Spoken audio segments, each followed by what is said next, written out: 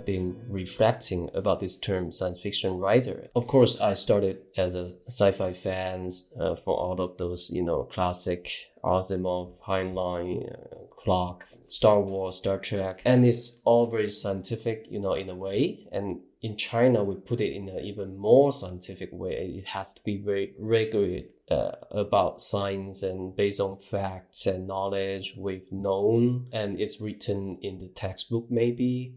So, but now it feels to me like what I try to do is something more than that, like something across the boundaries, something interdisciplinary, something even about spirituality and mysticism.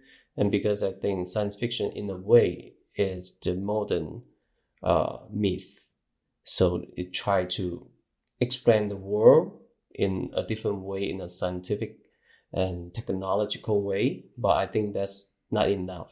So because there are so much we don't know about ahead of us. Yes. So like during all this conversation and journey and exploration with scientists, thinkers, philosophers, and artists around the world. So I think basically we need to build up some new narratives, so which couldn't be captured in a very narrow perspective of science fiction. I try to use my writing to expand, the concept of science fiction. Maybe I'll call it something later, but now it's kind of difficult to get rid of that label because, the publishers, the marketing people, because that's how people categorize you. Gotta put this label of genre on your books and put on a specific place on the shelves. Yes. And it's easy to sell, but I think it's quite a limit, like what you're doing, right? So, and then what you're thinking about. So this is what I try to tell myself. You are basically storyteller. What is so unique about science fiction is it's interconnected different discourses, like from the scientific and technological perspective, but also from the humanity perspective. And it's something between fictional and reality. And it's something about the past and the future, because we talk about all the things happen in outer space or like otherworldly, but basically we're reflecting the present, the human condition right now. So this is something, unique about science fiction. It's not science or fiction, it's something in between.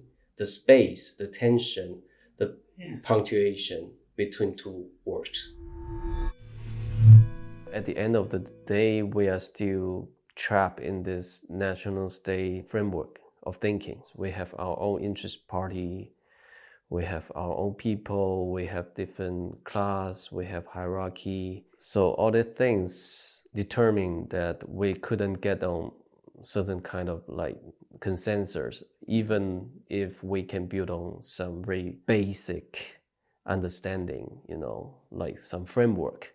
Yes. And something is bad, of course. Climate change is doing harm to the people and it's getting even more challenging. But what is the plan? What is the action?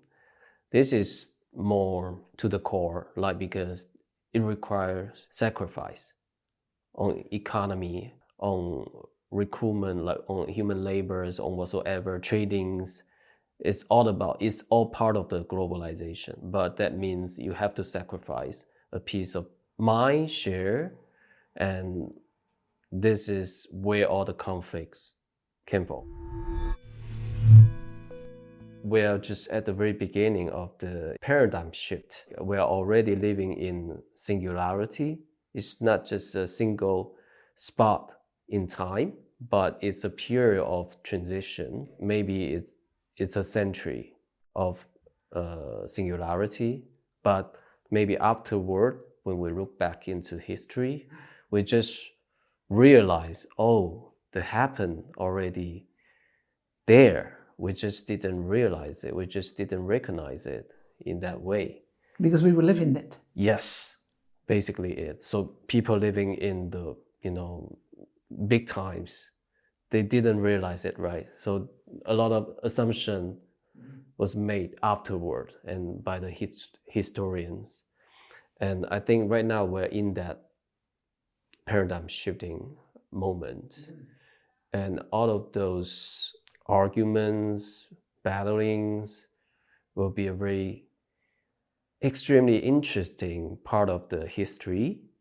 And basically, I'm the one who observing all of those, people. And I think I would love to have them in my stories because this is so real, this is so lively, and this is something I really love to represent the different, even fragmented reality in understanding AI.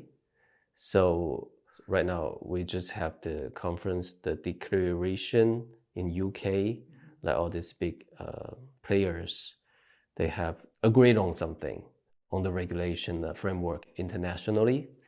So we can foresee it coming that AI might be the thing that can reunite us, human, as a species, as a civilization, together. So this is so important because always in history, when you look back in time, we need some false enemy, right? Right now, we need something so distinguished from human. So the others, they are so different from our own kind. But this is what threatening us. Maybe it's not for real, but we need that kind of thing. We need that kind of external crisis to push us to unite it as one again. In Chinese, crisis can be translated into two characters. One is wei, is crisis, and another is ji. It means opportunity or chance. So in Chinese, wei ji, crisis always means two part of the reality. So it's very deeply embedded in our nature. Like we see one crisis, or again, it's an opportunity to save us. Name of my website is called Imaginize World. What would you, just in a sentence or two, say if someone said to you, if I say to you, how do you imaginize the world? There's one sentence in the book AI 2041 is like to create the future we want to live. Yes. How to say the word? I have your quote here. Yeah. With every future we wish to create, we must first learn to imagine it. Yes. So I mean, imaginize the world is something not taken for granted.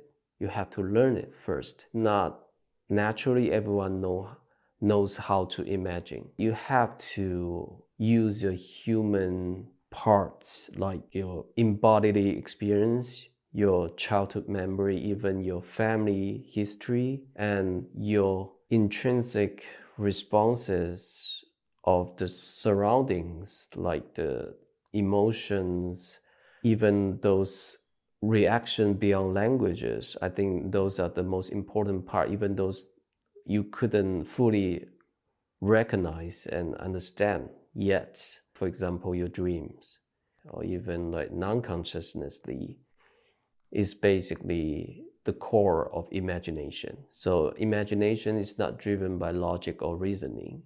It's driven by something even more deeper than we can understand.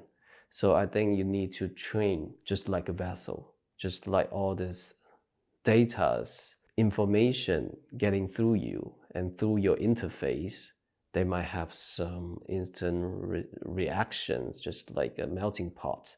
It's like some alchemy, processing. So some gold, some diamond, some, crystal, something might emerge from there. And you never know what it is. That's the beauty of imagination. For more from this interview, subscribe to Imaginize World on YouTube or wherever you listen to your podcasts.